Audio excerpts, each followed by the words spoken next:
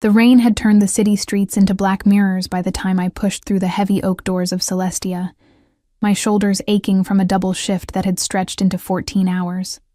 My feet screamed inside the worn flats I'd glued back together last week, and the familiar weight of exhaustion pressed against my chest like a physical thing.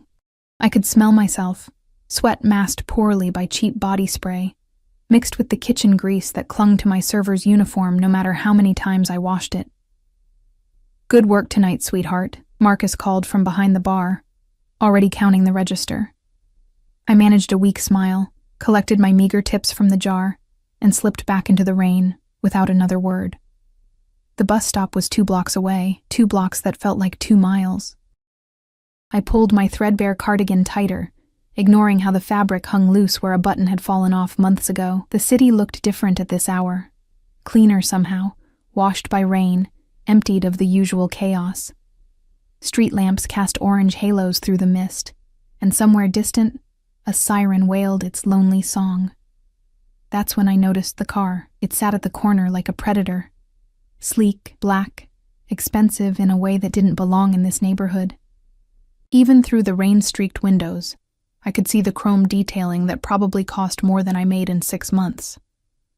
The engine purred, a low rumble that vibrated through the wet pavement beneath my feet.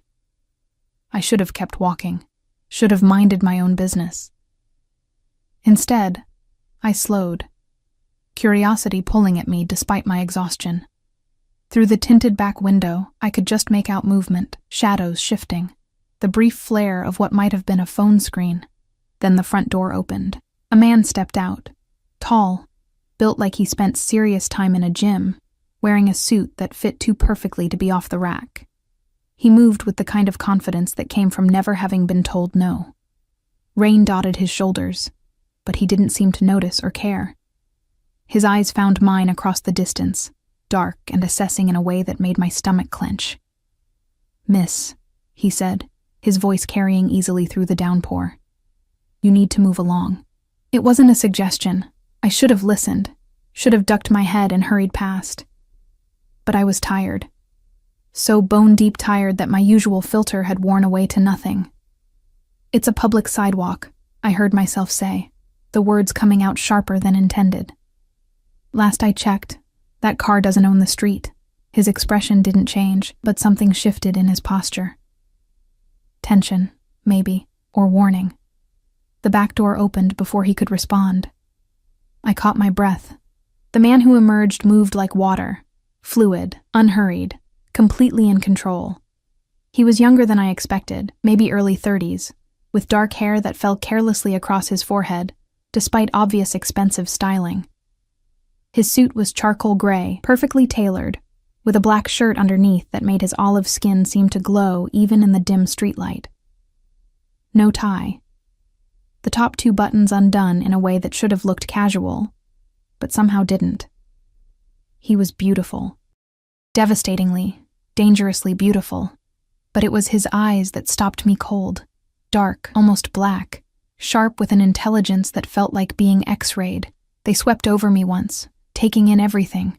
My wet hair plastered to my cheeks, my stained uniform, my broken shoes, the tips clutched in my trembling hand. I watched him register it all in less than 3 seconds. "Problem, Marcus?" His voice was low, textured like smoke and expensive whiskey. It sent an involuntary shiver down my spine that had nothing to do with the cold rain. "No, sir." The suited man, Marcus apparently, replied immediately. "Just a pedestrian." Those dark eyes hadn't left mine.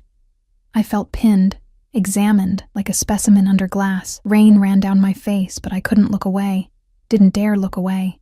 "She looks cold," he said finally, and I hated how my heart jumped at the observation. And tired. "I'm fine," I managed, finding my voice even though it came out smaller than I wanted. "Just heading home." One corner of his mouth lifted, not quite a smile, but close. Dangerous close. "At this hour? In this weather?" He tilted his head slightly, studying me with an intensity that made my skin prickle. "Where's home?" "None of your business," I said, but the words lacked conviction. Something about him made lying feel impossible. like he'd see through it before the sentence finished. He took a step closer, and I noticed Marcus tense beside the car. Rain fell between us, creating a curtain of silver drops in the streetlight. He smelled like cedar and something darker. Leather, maybe, or smoke. Clean and masculine, and far too expensive for this part of town. "You work at Celestia," he said. Not a question. A statement. "I've seen you there." My stomach dropped. Celestia catered to a specific clientele, the kind with money, power, and secrets they paid handsomely to keep. We had a private dining room on the second floor that required a separate entrance and 3 security checks. I'd served up there exactly once, 3 months ago, when they were desperate for staff during a weekend rush. I'd tried not to look at the men in expensive suits conducting business over plates that cost more than my weekly rent. Tried not to hear the conversations that fell silent when I approached with wine bottles that probably cost more than my car insurance. Had he been there? Had I served him? "I don't remember you," I said, which was a lie. Because now that he was standing here, close enough that I could see the slight scar above his left eyebrow, the perfect architecture of his face, I did remember. A flash of memory. Dark eyes watching me over a crystal glass. The weight of his attention like a physical touch even across a crowded room. That almost smile deepened. Liar. The word was soft, almost affectionate, but it carried weight. The rain fell harder, soaking through my cardigan, plastering my uniform to my skin. I was shivering now. Though whether from cold or something else, I couldn't tell. "I need to go," I said, taking a step back. "My bus is 3 blocks away at the depot for the night," he interrupted smoothly. "Last one left 20 minutes ago." Horror bloomed in my chest. I pulled out my phone with shaking hands. The screen cracked, battery at 8%, and confirmed what he already knew. The last bus had indeed departed. The next one wouldn't come until 5:30 in the morning. 6 hours from now. Shit, I whispered, the word escaping before I could stop it. My apartment was 45 minutes away on foot, through neighborhoods that weren't safe even in daylight. I had $12 in tips. Not enough for a cab, even if I could find one willing to come to this area. "Get in the car." My head snapped up. He'd moved closer while I was distracted. Close enough now that I had to tilt my head back to meet his eyes. Up close, he was even more striking. Sharp jawline, full lips, a small mole just below his right eye that somehow made him more real, more dangerous. "What?" "Get in the car," he repeated, slower this time, like I was simple. "I'll take you home." "I don't even know you." "No," he agreed, and something flickered in those dark eyes. Amusement? Frustration? "But I know you. I know you work doubles 4 times a week at Celestia. I know you take the bus because you can't afford to fix your car. I know you live alone in a 1-bedroom apartment near Fletcher Street. And I know—" He paused, his gaze dropping briefly to my trembling hands. "That you're about 30 seconds from collapsing in the middle of a rainstorm." Each word landed like a stone in my stomach. He knew too much. Way too much. "How?" "Get in the car, Piccola." The endearment rolled off his tongue like honey laced with arsenic. "We can discuss your concerns about stranger danger once you're warm and dry." Behind him, Marcus had opened the back door, waiting. The interior glowed with soft amber light, and I could see leather seats, probably heated. Dry. Warm. Every instinct screamed at me to run. This man was dangerous. Everything about him radiated controlled violence barely leashed beneath expensive clothes and cultured speech. The way Marcus deferred to him, the way he spoke with absolute certainty that his commands would be obeyed. The casual knowledge of my life that he shouldn't have had. But I was so tired, so cold, and 6 hours was a long time to wait in the rain. "Just a ride home," I heard myself say. "That's all." His smile was genuine this time, and somehow that was worse. "Of course," he said, gesturing toward the open door, "just a ride home." I moved forward on numb feet, ducking into the car before I could change my mind. The interior was exactly as luxurious as I'd imagined. Soft leather, gleaming wood paneling, and blessed heat that immediately began seeping into my frozen bones. It smelled like him, that cedar and smoke scent, wrapped around me like a possession. He slid in beside me, and Marcus closed the door with a soft click that sounded far too much like a cage locking. The driver, another large man in a suit, pulled smoothly into traffic without being told. I realized with a start that he must have known where we were going before I'd even given my address. "You're shivering." His voice came from too close, and I turned to find him watching me with that same intense focus. Without warning, he shrugged out of his suit jacket and draped it over my shoulders. The fabric was still warm from his body, impossibly soft, and smelled so strongly of him that I felt lightheaded. I should have refused, should have handed it back. Instead, I pulled it tighter around myself, hating how good it felt. "Thank you," I whispered. "You're welcome, Piccola." He settled back against the seat, but I could feel his attention never leaving me. "Now, before we reach your apartment, you're going to tell me your name." "Why?" "Because I asked." The simple arrogance of it should have angered me. Instead, I found myself answering, my voice barely audible over the rain drumming on the roof. "Elena. My name is Elena." "Elena," he repeated, and the way he said it, rolling the syllables, tasting them, made it sound like something precious, something owned. "Beautiful? Italian?" "My grandmother," I said, then immediately wondered why I was offering personal information to a man whose name I didn't even know.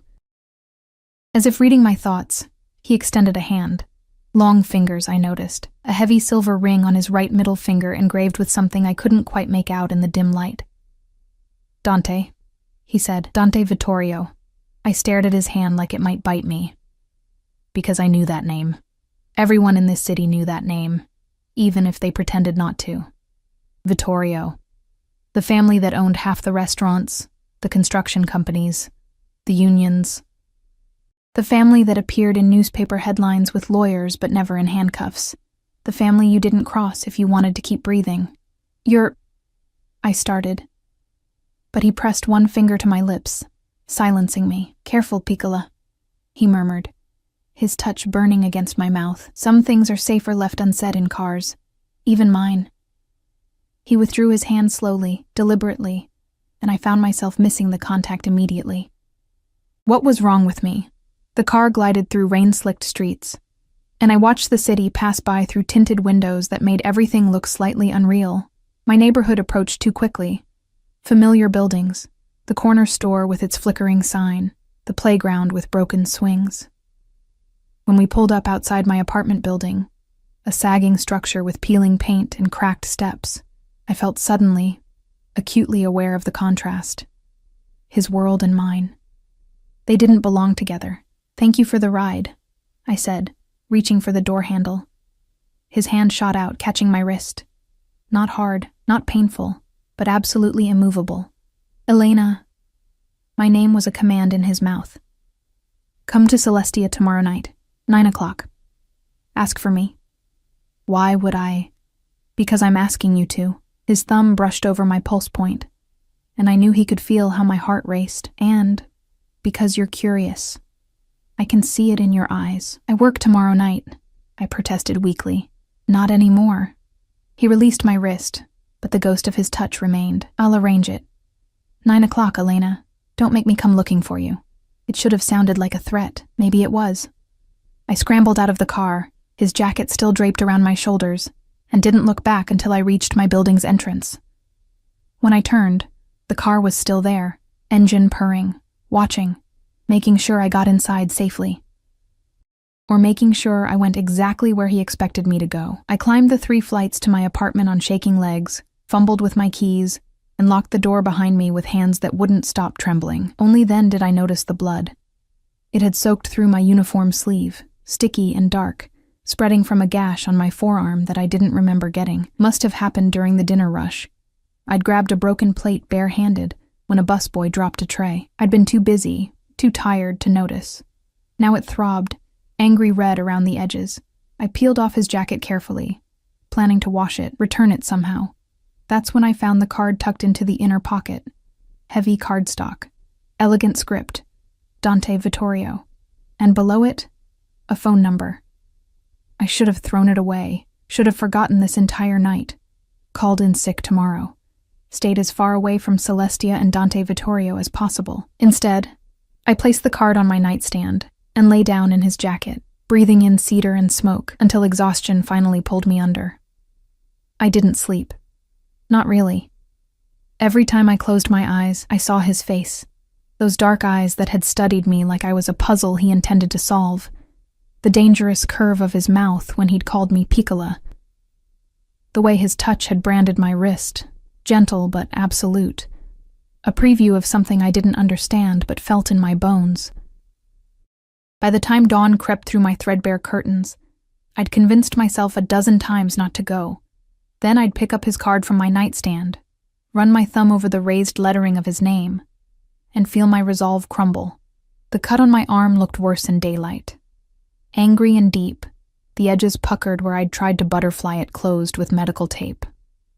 I should have gotten stitches, should have gone to urgent care, should have done a lot of things differently.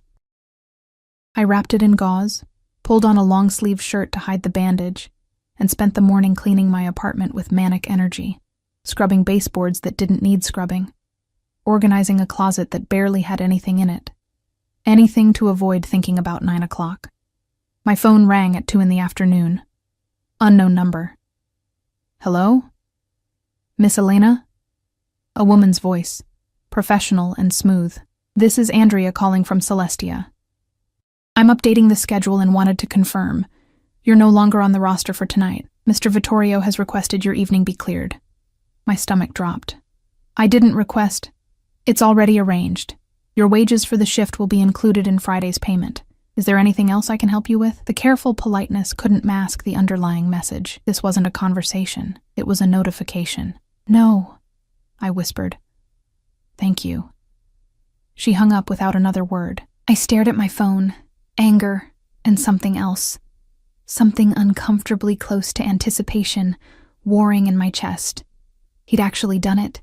Changed my schedule with a single request. Rearranged my life like moving pieces on a chessboard. I should have been furious. Instead, I opened my closet and tried to figure out what you wore to meet a man who'd probably killed people. By 8:30, I'd changed outfits 4 times and settled on the only dress I owned that didn't look like it had been salvaged from a donation bin, a simple black sheath I'd bought for my mother's funeral 3 years ago. It was plain, modest, appropriate for nothing and everything all at once. I'd washed his jacket carefully, dried it on low heat, and now it hung on my arm like borrowed armor as I descended the stairs of my building. The evening air was cool and clear. The rain from last night evaporated into nothing but damp pavement and the lingering smell of wet concrete. The bus ride to Celestia took 40 minutes. I spent every second of it questioning my sanity. The restaurant looked different at night, lit from within like a jewel box, the kind of place I'd never have entered if I didn't work there. Floor-to-ceiling windows revealed glimpses of crystal chandeliers, white tablecloths, patrons who moved with the easy confidence of people who'd never checked a price tag in their lives. I bypassed the main entrance where a host in a tuxedo greeted arriving guests. Instead, I went around back to the employee entrance, the one I'd used 100 times before. My keycard still worked. The lock clicked green, and I slipped inside. The back hallway smelled like garlic and fresh bread, familiar and grounding. I could hear the kitchen in full chaos, the clatter of pans, the shouted orders in English and Spanish, the controlled frenzy of dinner service. Elena? I turned to find Carlos, one of the line cooks, staring at me with wide eyes. What are you doing here? I thought you weren't working tonight. I'm not. I held up the jacket, returning something. His gaze dropped to the expensive fabric in my hands, and his expression shifted into something I couldn't quite read. Concern? Fear? You should go through the front, he said quietly. If you're here for him. My throat went dry. Carlos. Be careful, Elena. He glanced over his shoulder, then back at me.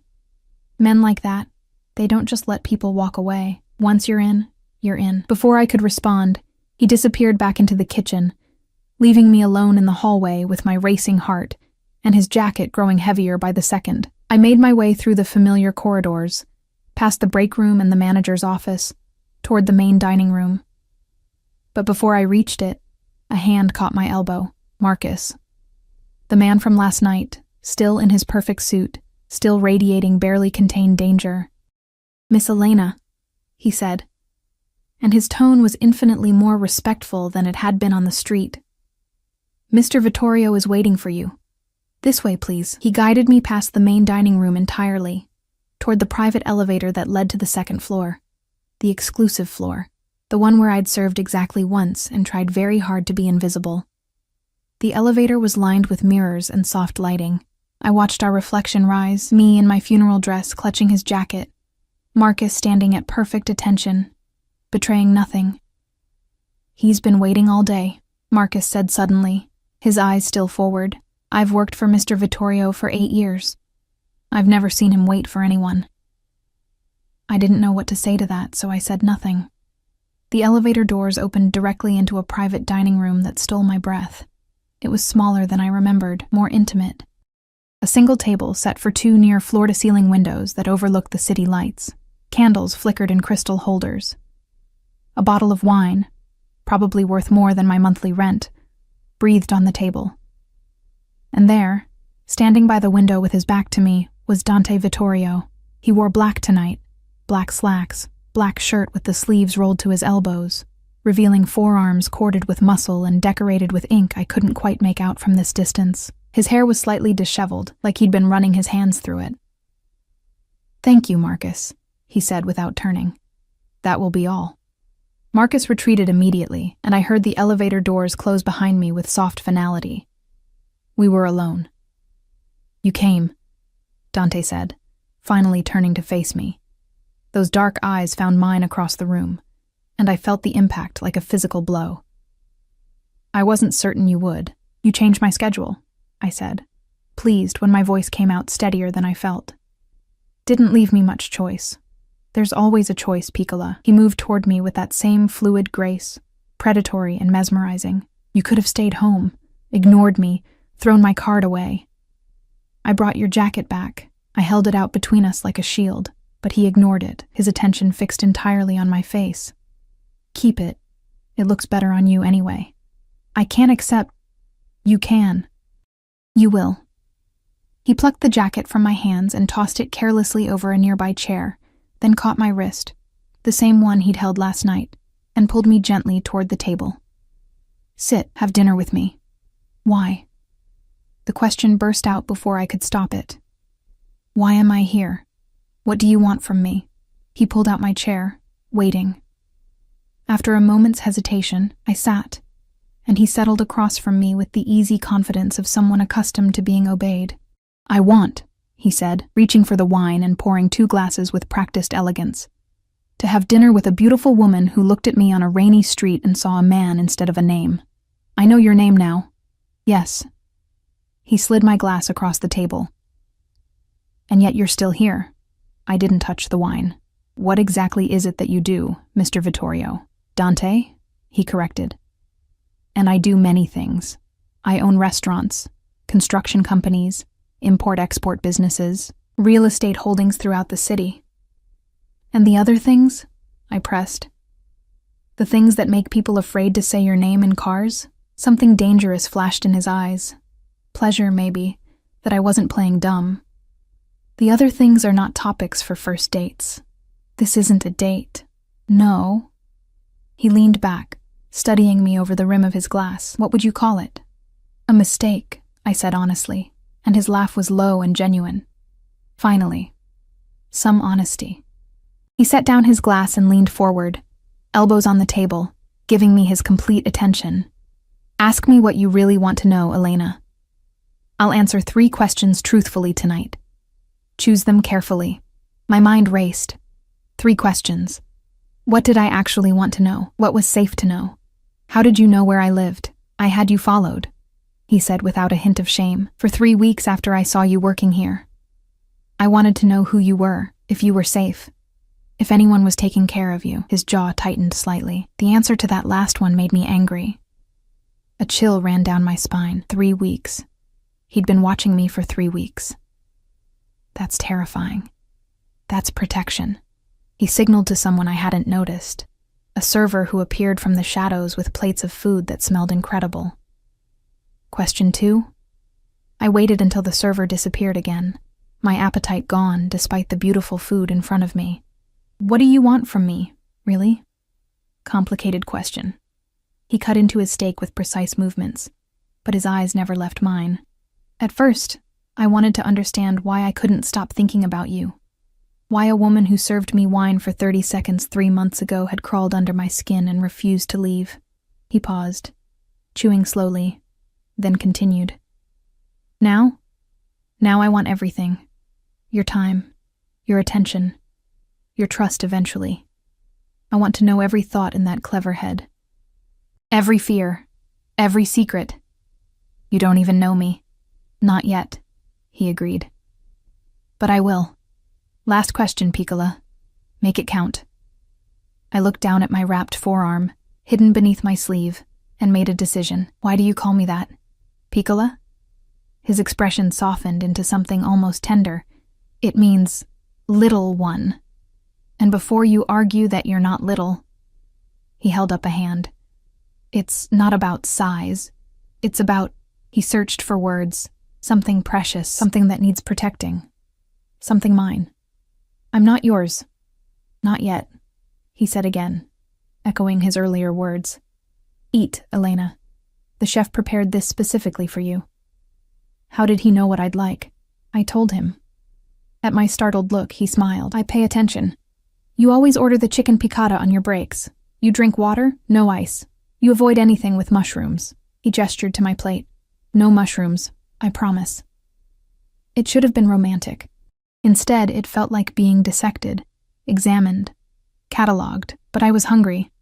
I'd been too nervous to eat all day, so I picked up my fork and took a bite. It was perfect. Of course it was perfect. We ate in silence for a few minutes, and I tried to ignore how his attention never wavered, how he watched every bite I took with satisfaction, like my eating pleased him on some fundamental level. Roll up your sleeve, he said suddenly, his voice dropping into something harder. I froze, fork halfway to my mouth. What? Your left sleeve. Roll it up. Why would I? Elena. My name was a warning. Roll up your sleeve. Now. With shaking hands, I set down my fork and slowly pushed up my sleeve, revealing the gauze wrapped around my forearm. His expression went absolutely still, controlled in a way that was somehow more frightening than anger. Take off the bandage. It's fine. Just a cut from work. Take it off. I unwrapped the gauze with trembling fingers, exposing the angry gash that had bled through the tape I'd used to close it. It looked infected now, red and swollen around the edges. Dante was out of his chair before I could blink, kneeling beside me, his hand catching my arm with infinite gentleness. His thumb traced the air above the wound, careful not to touch it. How? The word came out flat, deadly. How did this happen? I grabbed a broken plate during service. Yesterday. I didn't realize. You didn't realize you'd been cut deep enough to need stitches? His eyes lifted to mine, black with fury that I instinctively knew wasn't directed at me. You wrapped this in tape and went home in the rain? Worked a double shift injured? I couldn't afford urgent care, I said quietly. And it's fine. It'll heal. Marcus. His voice cracked through the room like a whip. The elevator doors opened immediately. Had Marcus been waiting there the entire time? And he appeared in the doorway. Get Dr. Russo here. Now. Tell him it's urgent.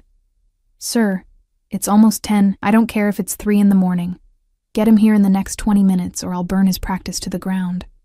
Dante hadn't looked away from my arm, his jaw set in a way that made him look capable of extreme violence, and find out who was managing the floor at Celestia last night. I want their name. Right away, sir. Marcus vanished, and I tried to pull my arm back. You don't need to.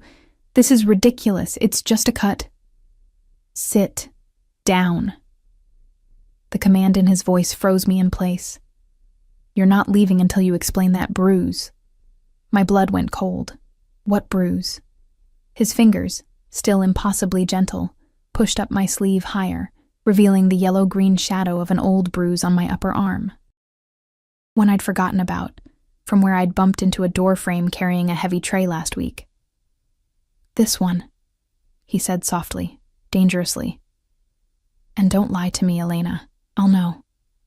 The air between us felt charged, electric. Dante's fingers still hovered near the faded bruise, his touch feather-light, but his gaze heavy as iron. I could see the controlled fury in the set of his shoulders, the tension in his jaw, and something else. Something possessive and primal that made my breath catch. "It's from work," I said quickly. "I hit a door frame carrying a tray. It happens all the time in restaurants. It's nothing. Nothing." He repeated the word like it tasted bitter. "You work yourself to exhaustion, cut yourself on broken plates, bruise yourself carrying trays that are too heavy, and it's nothing. It's my job. Not anymore." The words hung in the air between us, absolute and terrifying. I jerked my arm back, finally breaking his hold, and stood on shaking legs. You don't get to make decisions about my life." "Sit down, Piccola." He rose to his full height, and I was reminded viscerally of the difference between us, not just physically, though he towered over me, all controlled strength and coiled danger, but in every way that mattered: power, money, the casual certainty that the world would bend to his will. "No." The word came out stronger than I felt. "I came here to return your jacket and have dinner. That's all. I don't know what you think this is, but I'm not some project you can fix, or person you can control just because you decided to notice me." His expression shifted, something like admiration flickering through the anger. "There she is, the woman who told me off in the rain. I was wondering where she'd gone. I'm leaving." "You're not." He moved between me and the elevator with predatory speed. "Not until Dr. Russo looks at that arm. Not until we discuss your employment situation. And certainly not until you understand something very clearly." "Understand what?" He stepped closer, close enough that I could smell cedar and smoke, close enough that I had to tilt my head back to maintain eye contact. "That from the moment you got in my car last night, you became my responsibility, mine to protect, mine to care for, and I take care of what's mine." "I'm not." "Yes," he interrupted, his voice dropping to something almost tender. "You are. You just don't know it yet." The elevator chimed before I could respond.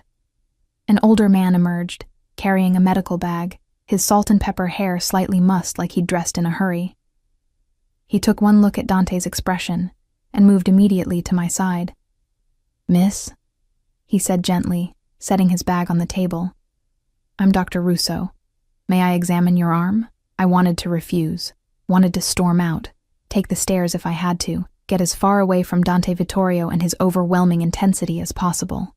But the cut throbbed, angry and hot, and the doctor's kind eyes reminded me of my grandfather. "Fine," I whispered, sinking back into my chair. Dr. Russo worked efficiently, his touch professional and careful. He cleaned the wound. I hissed at the sting of antiseptic, and examined it with a small flashlight. "It's infected," he confirmed, glancing at Dante. "Not badly, but it needs proper care. Should have had stitches immediately. I can close it now with butterfly strips and surgical glue, but there'll be a scar." "Do whatever you need to do," Dante said from behind me. I felt his presence like heat, standing close enough that his hand came to rest on the back of my chair. "Possessive. Protective. And give her antibiotics, the strongest you have." "That's not necessary," I started. But Dante's hand moved to my shoulder, a gentle pressure that somehow commanded silence. "It's necessary, Dr. Russo worked quietly, closing the wound with practiced efficiency. I watched his hands instead of looking at Dante, trying to ignore how my shoulder burned where he touched me, even through fabric. "You need to keep this dry for 48 hours, Dr. Russo said, wrapping fresh gauze around my forearm. "Take the antibiotics twice a day with food. If you see any red streaks spreading from the wound, or if you develop a fever, call me immediately." He handed me a card and a bottle of pills from his bag. "My personal number, day or night." "Thank you," I managed. He packed up his supplies, accepted what looked like several $100 bills from Dante without counting them, and left as quickly as he'd arrived. The elevator doors closed, and we were alone again. "You didn't have to do that," I said quietly, not looking at him. "I would have taken care of it." "When?" His hand slid from my shoulder down my arm, carefully avoiding the fresh bandage until his fingers intertwined with mine. "Between your double shifts, with the money you don't have, stop being stubborn and let someone help you for once in your life." "Why do you even care?" I turned to face him finally, exhausted and confused and overwhelmed. "You don't know me. You don't know anything about my life or what I need, or I know you haven't been to a doctor in 3 years because you can't afford insurance." His thumb traced circles on my palm, the gesture oddly soothing despite everything. "I know you send half your paycheck to your younger brother in college. I know you eat 1 meal a day, usually after your shift ends.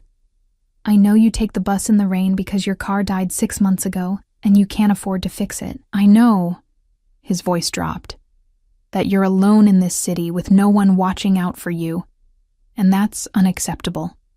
Each statement felt like a violation, intimate and terrifying. "You had no right to investigate me." "I had every right." He pulled me to my feet with gentle insistence. "The moment I saw you, exhausted and invisible while entitled people snapped their fingers for more wine, I knew. You were important. You mattered. And no one was treating you like you did. So what? You decided to swoop in and rescue me? I don't need rescuing." "No," he agreed, and that dangerous smile curved his lips. "You need someone who sees you, really sees you.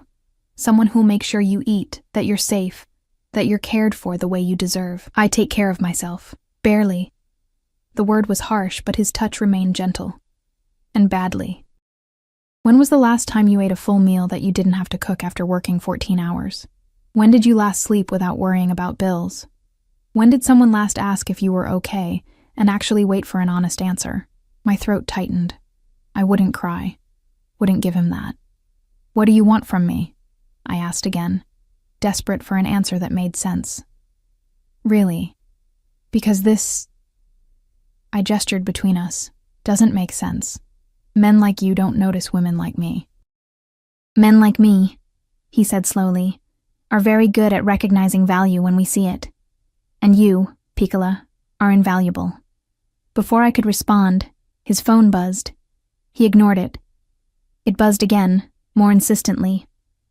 With a frustrated sound, he released my hand and pulled it from his pocket. His expression went cold as he read the screen. Absolutely, terrifyingly cold. "When?" he said into the phone, not bothering with greetings. A pause. "How many?" Another pause. "I'll be there in 20 minutes. Have everyone ready." He hung up and looked at me, something like regret crossing his features. "I have to go. Business that can't wait." "Okay," I said, relief and disappointment warring in my chest.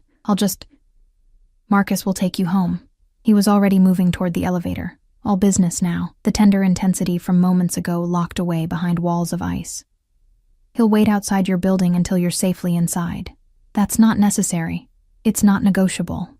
He pressed the elevator button, then turned back to me, catching my face in his hands with surprising gentleness. His thumbs traced my cheekbones, and I watched something dark and possessive flicker in his eyes. "Tomorrow, noon. I'm sending a car to your apartment. We're going somewhere." "I work tomorrow." "Not anymore. I bought Celestia this afternoon. You're officially on paid leave until I say otherwise." My mouth fell open. You can't just..." "I can. I did." He pressed a quick, firm kiss to my forehead that sent electricity shooting through my entire body. "Wear something comfortable. And Elena?" He waited until I met his eyes. "Don't even think about not being there. I'll come get you myself, and I won't be as patient the second time." Then he was gone, the elevator doors closing on his broad back, leaving me standing alone in a private dining room with half-eaten food and a mind spinning with too many thoughts to process. Marcus appeared 30 seconds later from a different elevator, silent and efficient. "Miss Elena, if you're ready." I grabbed Dante's jacket, I wasn't leaving it here, and followed Marcus in a daze. The next morning, I woke to sunlight streaming through my window and the bizarre realization that I had nowhere to be. No shift, no desperate scramble to make the bus on time. Just time. I made coffee. Real coffee. Not the instant kind. And sat by my window watching the city wake up. The card on my nightstand seemed to pulse with presence, and I picked it up, running my thumb over Dante's name. He'd bought an entire restaurant, just to give me time off. The thought should have terrified me. Instead, I felt something uncomfortably warm unfurl in my chest. At 11:30, I was dressed in jeans and a soft sweater, my hair pulled back, the bandage on my arm hidden beneath long sleeves. I told myself I was only going because he'd threatened to come get me, that it was easier to comply than to fight. I told myself a lot of lies that morning. The car that pulled up at exactly noon was different from the one before, a sleek SUV with tinted windows and Marcus behind the wheel. Another man sat in the passenger seat, equally large, equally alert. "Miss Elena," Marcus said as he opened my door. "Mr. Vittorio was waiting." The drive took 40 minutes, out of the city and into rolling hills I'd never explored. We pulled up to a property that stole my breath. A sprawling estate with manicured grounds, gardens still blooming despite the autumn chill, and a house that looked more like a villa than anything that belonged in this state. Dante stood on the front steps, dressed casually in dark jeans and a navy sweater that made his eyes look even darker.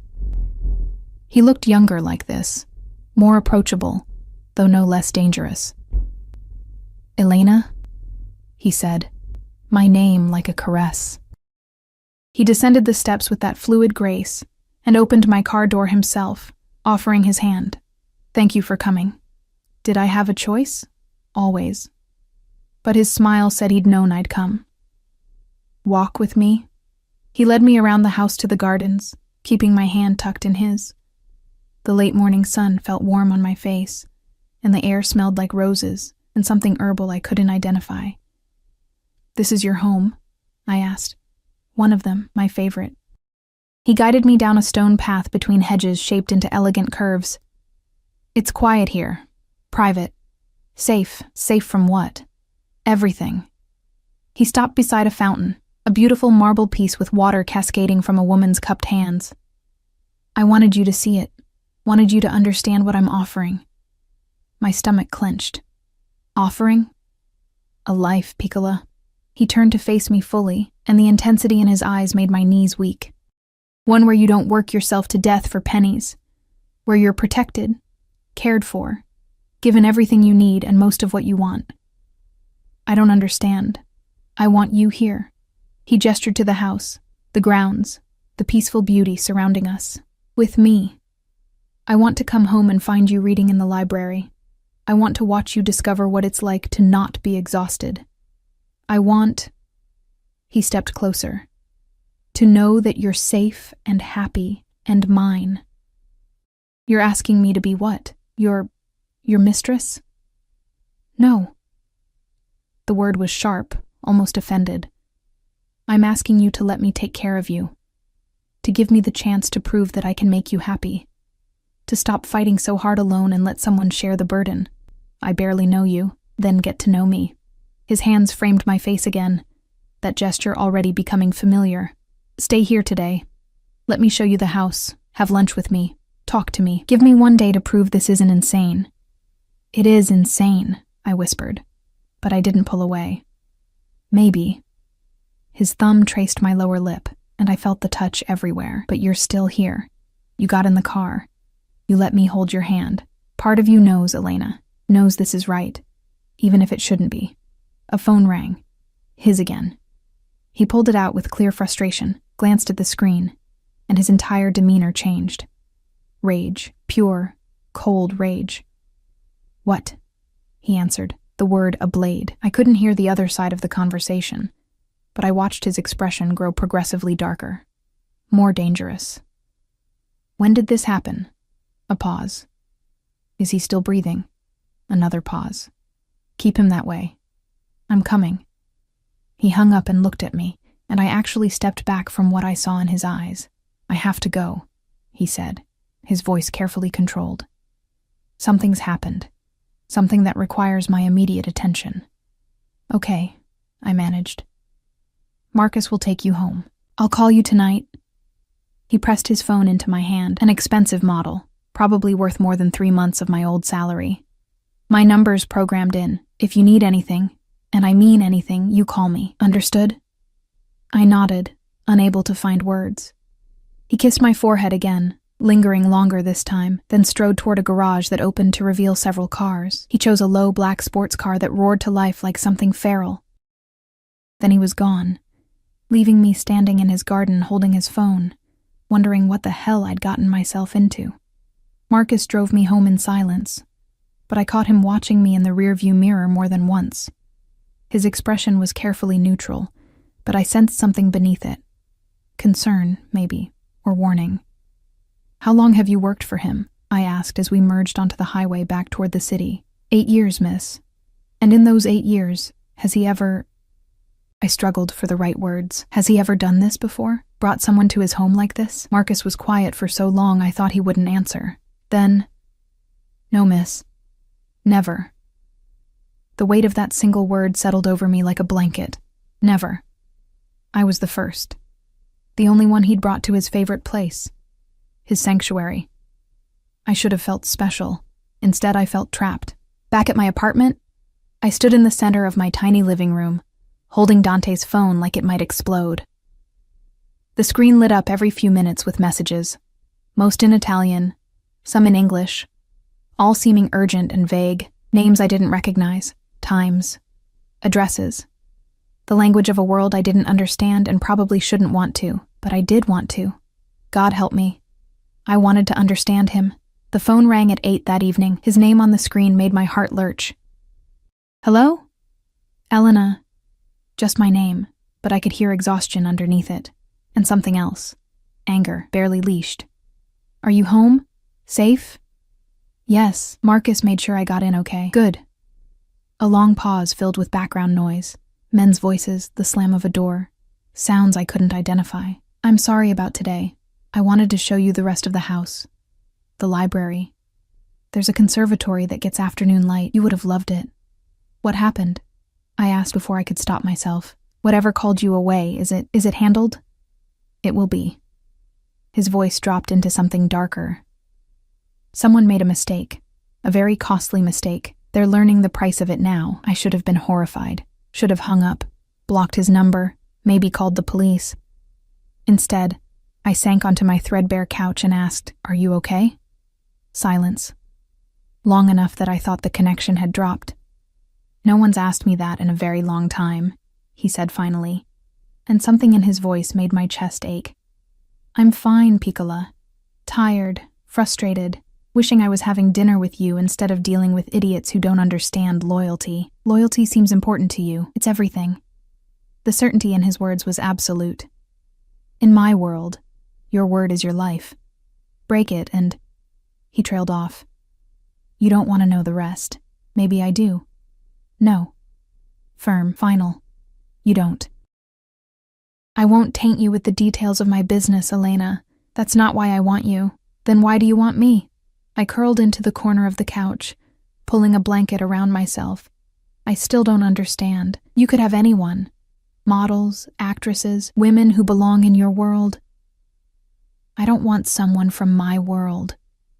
He cut me off. My world is full of people who want something. Money, power, protection, connections.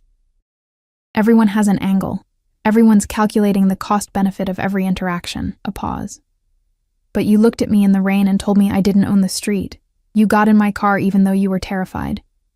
You came to dinner even though every instinct probably told you to run. You're brave and honest and real in a way I've never encountered. I'm not brave, I whispered. I'm scared of you. Good.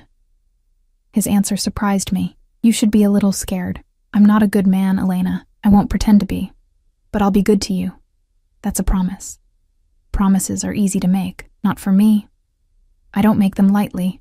I heard a door close, the background noise cutting off. When he spoke again, his voice was quieter, more intimate. Where are you right now? What are you doing? On my couch, under a blanket, talking to you. What are you wearing? The question sent heat through me despite its innocence. The same thing I wore today, jeans and a sweater. Are you comfortable? Yes. Warm enough? Yes. Have you eaten? I hesitated. Not yet. Elena. Disappointment and frustration mixed in my name. You promised to take the antibiotics with food. That means actual meals, not crackers or, what was it last week, a granola bar for dinner. How did you know about the granola bar? I pay attention. I heard rustling like he was moving. There's a folder in my phone. Open it. What? The photo gallery. There's a folder labeled Elena. Open it. With shaking hands, I navigated to his photos and found the folder. Inside were dozens of images. Me leaving my building, waiting at the bus stop, walking into Celestia. Me through the restaurant windows, serving tables. Me in the rain the night we met. You photographed me. I breathed. Not sure if I felt violated or oddly cherished. I needed to see you when I couldn't be there, he said simply. Needed to know you were safe, that no one was bothering you. Look at the last photo. I scrolled to the end. It was from earlier today, me in his garden, standing by the fountain, sunlight catching in my hair. I looked almost pretty in that light, almost like I belonged there. That's how I want to see you every day, he said softly, happy, peaceful, not exhausted and hurt and struggling alone. I'm not alone. Aren't you? The question was gentle but cut deep. When was the last time someone knew you were sick? When did someone last check if you'd eaten? Who do you call when you're scared or tired or just need to hear a friendly voice? I couldn't answer because he was right.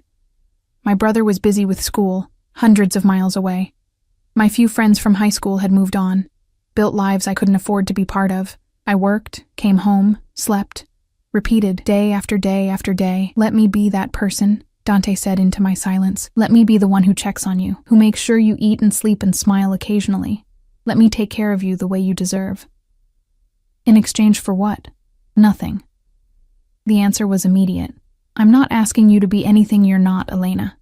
I just want you safe and happy. That's enough. No one does something for nothing. I'm not no one. His voice hardened slightly. And you're not something. You're important. To me. For reasons I'm still trying to understand myself. A knock on my door made me jump. Someone's here, I said. I know. It's dinner. I'm having it delivered since you won't eat properly on your own. You sent me food?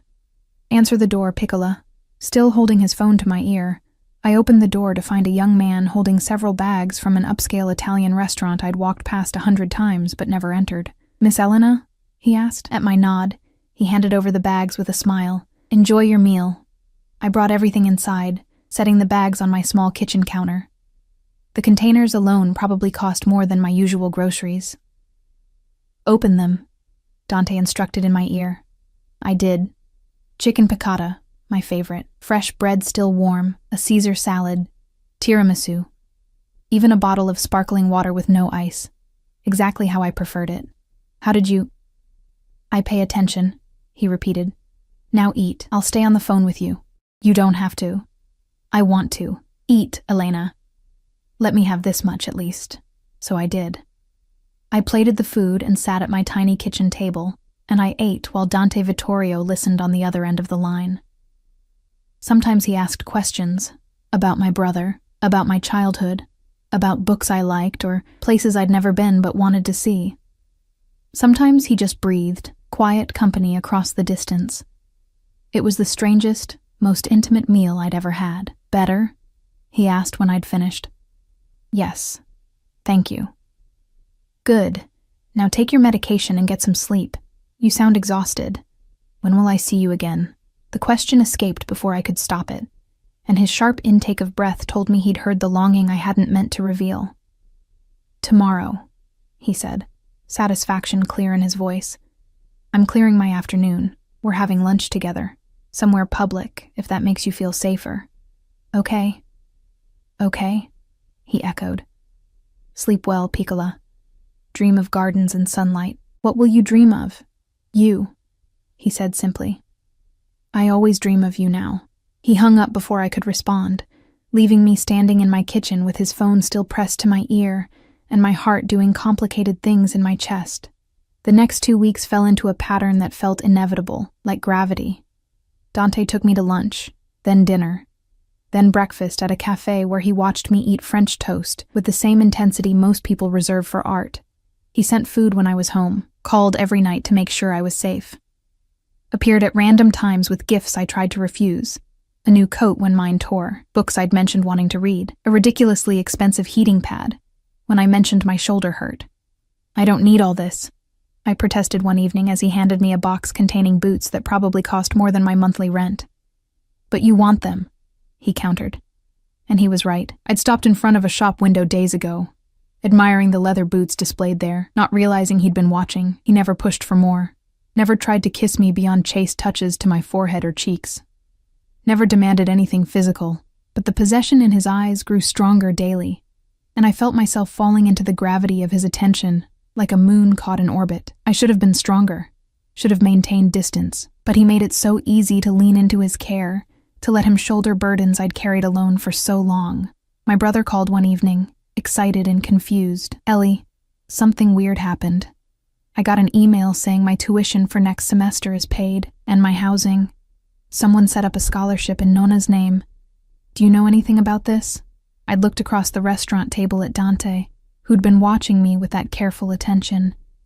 He'd known I was talking to my brother, known exactly what the call was about. "Just accept it," I'd said to my brother. "You deserve it." After I hung up, I'd stared at Dante for a long moment. "My brother's scholarship. That was you." "Yes." "Why?" "Because it made you happy." He'd reached across the table, threading his fingers through mine. "Because you sent him half your money every month, and I'd rather see you comfortable. Because I can, and I wanted to."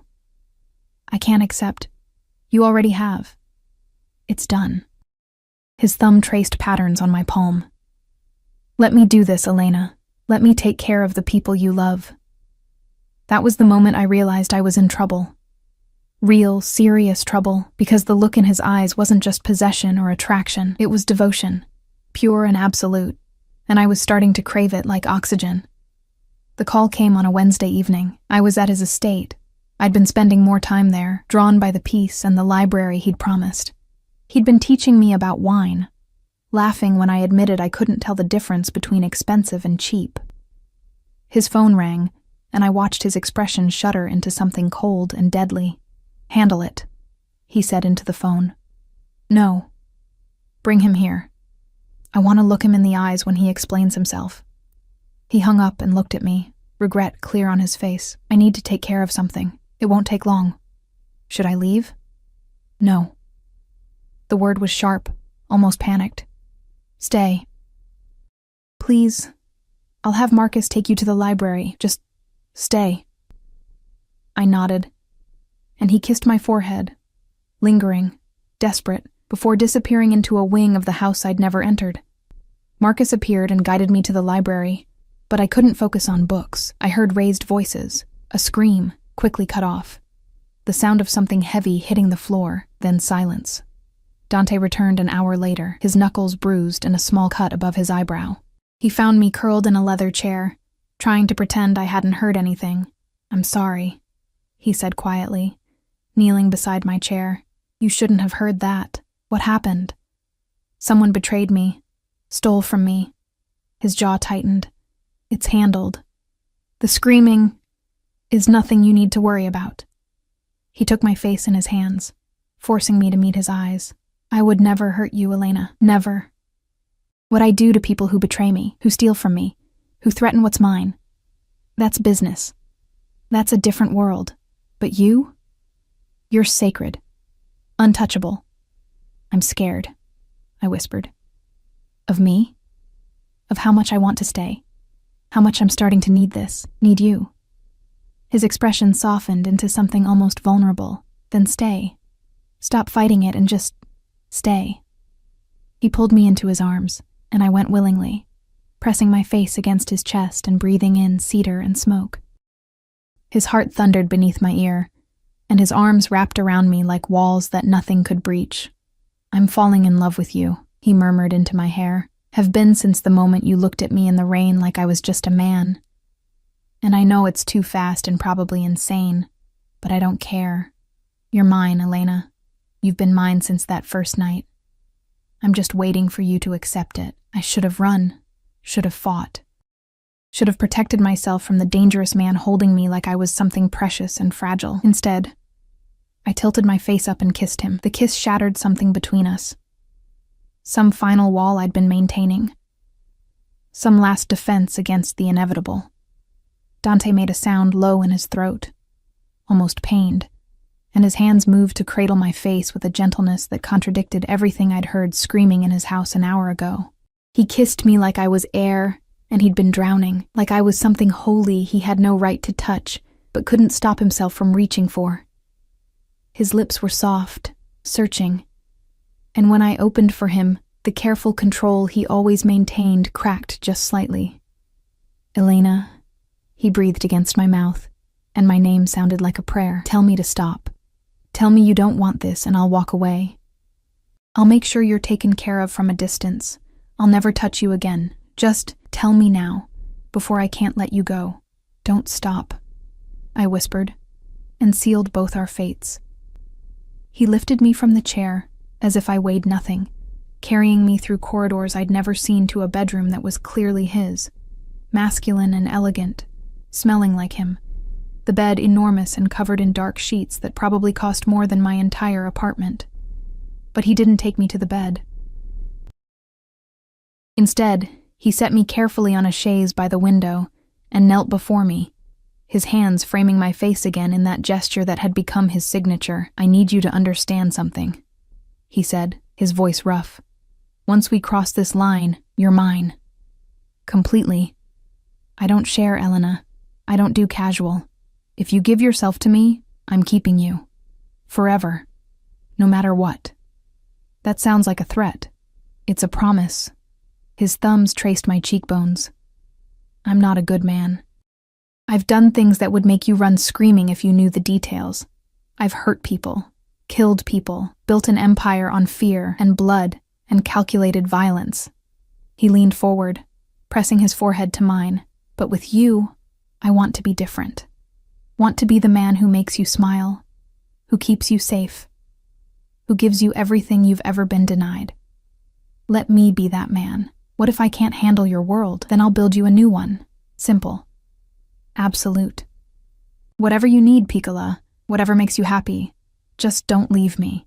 The vulnerability in his voice undid me completely. This powerful, dangerous man was kneeling at my feet, offering me everything, asking for nothing but my presence. I'm not going anywhere, I said, and kissed him again.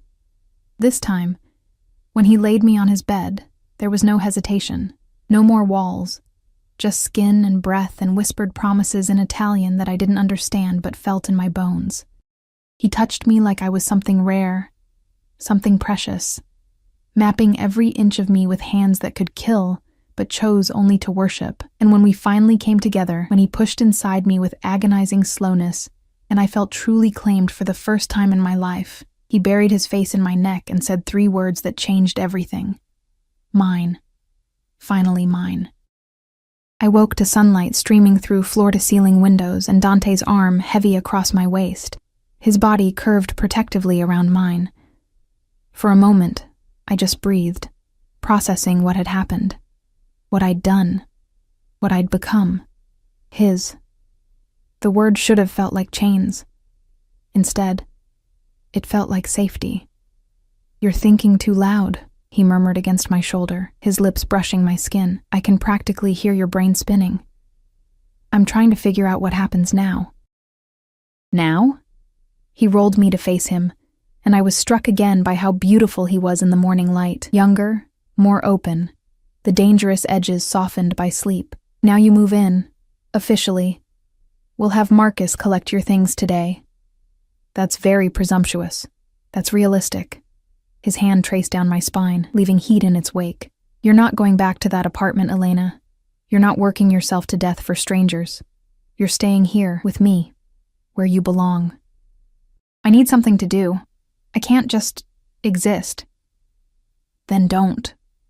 He propped himself up on one elbow, looking down at me with serious eyes. What do you want to do? Really. If money wasn't an issue, if you could do anything, what would make you happy? I thought about it. Really thought about it for the first time in years. I wanted to be a teacher once, before my parents died, and I had to drop out to support my brother. I loved working with kids, then go back to school. He said it like it was simple, like it was already decided. Finish your degree. I'll handle everything else. I can't ask you to. You're not asking. I'm offering. He kissed my forehead. I meant what I said last night, Elena. Whatever you need. Whatever makes you happy. It's yours. A phone rang. His, on the nightstand. He grabbed it with clear irritation, glanced at the screen, and his expression went cold. What is it? He answered, sitting up. I couldn't hear the other side, but I watched tension coil through his shoulders, saw his jaw clench with suppressed fury. When? A pause. How did they get that close? Another pause. Double the security. No one gets within a mile of the property without clearance, and find out who leaked the location. I want them in front of me by tonight. He hung up and looked at me, and I saw fear beneath the anger. Real, genuine fear. What's wrong? Nothing you need to worry about, but he was already moving, pulling on clothes with efficient speed. Stay in the house today. Marcus will be outside your door. Don't go anywhere without him. Dante, you're scaring me. He came back to the bed, caught my face in his hands. Someone found out about you, about us. They're trying to use you to get to me. Ice flooded my veins. Who? Rivals. Idiots who think they can hurt me by threatening what's mine. His eyes burned with barely controlled violence. They're wrong. I'll end every single one of them before they get within 100 feet of you. Maybe I should leave. Go somewhere else until... No. The word was absolute. You're safest here, with me. This property is a fortress. I have men stationed at every entrance, cameras covering every inch of the grounds. No one gets in unless I allow it. He pressed a hard kiss to my lips. Trust me, Piccola. I'll keep you safe. I promise. What are you going to do? Whatever I have to. He stood, checking a gun I hadn't noticed him pull from a drawer. The casual way he handled it, checked the magazine, tucked it into a holster at his back. It drove home exactly who and what he was. A killer. A criminal. A man who solved problems with violence. And I'd given myself to him completely. I love you, I said suddenly, the words escaping before I could question them. I know it's fast and probably stupid, but I do. I love you. He froze, something vulnerable and almost shocked crossing his face. Then he was back at the bed, kissing me with desperate intensity. Say it again, he demanded against my lips. I love you. Again. I love you, Dante. He made a sound almost like pain, and held me so tightly I could barely breathe. I'll burn the world down before I let anyone take you from me, he whispered. Every single person who threatens you will die screaming. That's what you mean to me. That's how much I love you. Then he was gone, and I was left alone in his bedroom, processing the fact that I'd just confessed love to a man who promised murder as easily as other men promised flowers. The day stretched endlessly. Marcus stood outside my door, silent and watchful. I tried to read, to eat the breakfast that appeared on a tray, to do anything but imagine what Dante was doing and to whom. My phone rang at 2 p.m. My phone, the one Dante had given me, that only he had the number to. Hello? Elena. A voice I didn't recognize, smooth and cold. You don't know me, but I know you. I know you're very important to Dante Vittorio. Important enough that he might listen to reason for once. My blood turned to ice. Who is this? Someone who has something he wants. Someone who'd like to make a trade. A pause. You. For the territory he took from me last month. Simple exchange. No one has to get hurt. I'm not. He won't. Oh, he will. The voice was certain. He'll give me everything I ask for and more. Because you're his weakness, Elena. And in our world, weaknesses get exploited. The line went dead. I dropped the phone like it burned, my hands shaking violently. They knew my number. Knew my name. Knew exactly how to hurt Dante. Marcus burst through the door before I could move. Miss Elena, we need to move you. Now. Someone called. They threatened. I know. The line was monitored. He was already guiding me out of the room, down corridors I'd never been through. Mr. Vittorio is on his way back. We're taking you to the safe room until he arrives. The safe room turned out to be exactly what it sounded like. A windowless space deep in the house with reinforced walls and multiple locks. Marcus sealed me inside with a promise that Dante was minutes away. I sat in the silence, hugging my knees, and tried not to think about what kind of life I'd chosen, what kind of danger I'd walked into with open eyes. The locks disengaged 15 minutes later. Dante stood in the doorway, and I'd never seen him look like this. Disheveled, blood on his shirt. Not his, I hoped. Eyes wild with something between rage and terror. "Elena," he breathed, and I launched myself at him. He caught me, held me so tightly my ribs ached, his face buried in my hair. "You're okay. Thank God you're okay. They called me, threatened to trade." "I know," I heard. He pulled back just enough to examine me, hands running over my arms, my face, checking for injuries that weren't there. "They're dead. All of them. I made sure they understood the price of threatening what's mine before I ended them." I should have been horrified, should have recoiled from the casual way he discussed murder. Instead, I felt only relief that the threat was gone. "Is it over?" "For now." He cupped my face, forcing me to meet his eyes. "But there will always be threats, Elena. Always someone trying to find a weakness to exploit. That's the reality of my life, of our life, if you choose to stay. If I won't trap you." His voice was raw, honest. "If this is too much, if you want out, I'll set you up somewhere safe. Somewhere no one will ever find you. I'll make sure you're protected and provided for.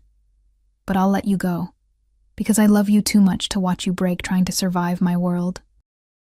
I looked at him, this dangerous, violent man, who'd shown me more care and devotion in 3 weeks than anyone had in years. Who'd taken on my burdens without asking, who'd looked at me like I hung the moon, who'd killed for me without hesitation. "I'm not leaving," I said firmly. "I'm scared, yes, but I'm not leaving. You're mine too, Dante, and I don't let go of what's mine either." The smile that broke across his face was brilliant, transforming him into someone younger and lighter. "Marry me." "What?" "Marry me." He said it again, certainty replacing the vulnerability. "Not today, not tomorrow, but soon. Make it official. Let me put my ring on your finger so everyone knows exactly who you belong to, who belongs to you." "That's insane." "Probably." He kissed me softly. "But everything about us has been insane from the start. Why stop now?" "Yes," I heard myself say, and watched joy flood his features. "Yes, I'll marry you." He kissed me then like a man who'd been granted reprieve from execution, and I kissed him back, like a woman who'd finally found home in the most unexpected place. 6 months later, I stood in a garden full of white roses, the same garden where he'd first brought me, first asked me to trust him. My dress was simple but elegant. My brother walked me down the makeshift aisle with tears in his eyes, and Dante waited at the end wearing a suit that made him look like sin itself. We spoke vows in front of a handful of people. His most trusted men, my brother, a priest who'd probably been paid handsomely to overlook exactly who he was marrying. When Dante slipped the ring on my finger, a band of platinum with a diamond that caught the sunlight like captured fire, he said words meant only for me. "My Elena, my love, my life, my Dante," I whispered back. "My protector, my home." We kissed as husband and wife, and I felt the rightness of it settle into my bones like truth. The life I'd chosen wasn't safe, wasn't conventional, wasn't anything I could have predicted that rainy night when I'd told off a stranger on the street, but it was mine. He was mine, and I was his, completely and irrevocably. That evening, as we danced under string lights in the garden, Dante pulled me close and murmured in my ear, "No regrets." I looked up at him, this beautiful, dangerous man who'd seen me when I was invisible, who'd cared for me when I was alone, who'd chosen me above everything else in his violent world. "Not a single one," I said honestly, and I meant it. I'd started as a tired waitress barely surviving, invisible to everyone around me. I'd been terrified of the powerful man who'd noticed me in the rain. But he'd shown me that sometimes the most dangerous things are the ones worth fighting for. That love doesn't always look like safety. Sometimes it looks like cedar and smoke, leather and violence, a man who'd burn the world down to keep you warm. I went back to school the following fall, studying to be the teacher I'd always wanted to be. Dante attended my graduation 2 years later, pride blazing in his dark eyes. We adopted a dog, a massive beast of a German shepherd that Dante named Dante Jr. despite my protests. We fought sometimes, about my safety or his work or the lingering fear that never quite disappeared. But every night, he came home to me. Every morning, I woke in his arms. And every day, I chose him again, the way he'd chosen me that rainy night, when I was invisible to everyone else. The bruise had healed long ago.